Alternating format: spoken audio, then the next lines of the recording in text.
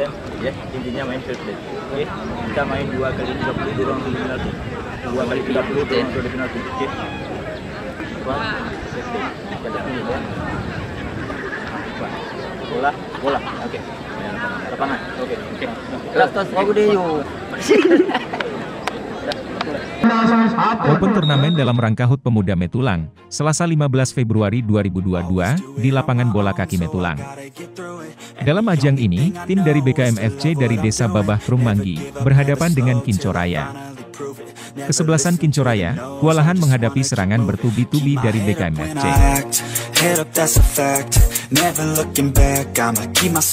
BKM FC terus memberi serangan untuk mencari titik lemah dari lawan. Alhasil di babak pertama, tim BKM FC bisa memetik hasil kerja kerasnya. 1-0 versus Kincoraya.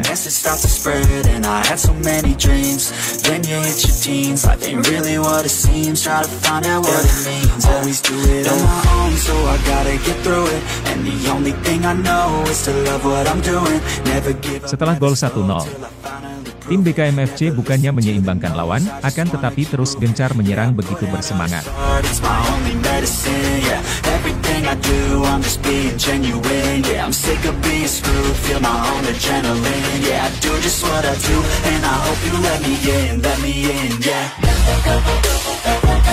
Ternyata penyerangannya berbuah hasil, tim BKM FC bisa mencetak gol kedua sehingga skor antara BKM FC versus Kincoraya 2-0.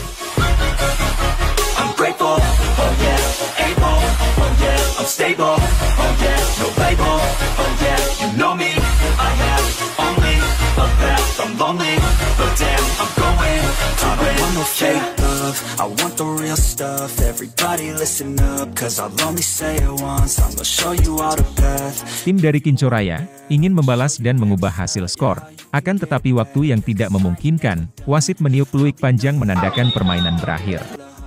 Apa dikata, nasi menjadi bubur. Tim dari Kincoraya gagal masuk ke babak 16 besar. Sementara permainan antara Fadil Sel versus Muda Sebaya FC di Open Turnamen HUT Pemuda Metulang tahun 2022. Di lapangan bola Metulang dengan skor 1-0, sehingga Fadil Sel gagal masuk ke babak 16 besar.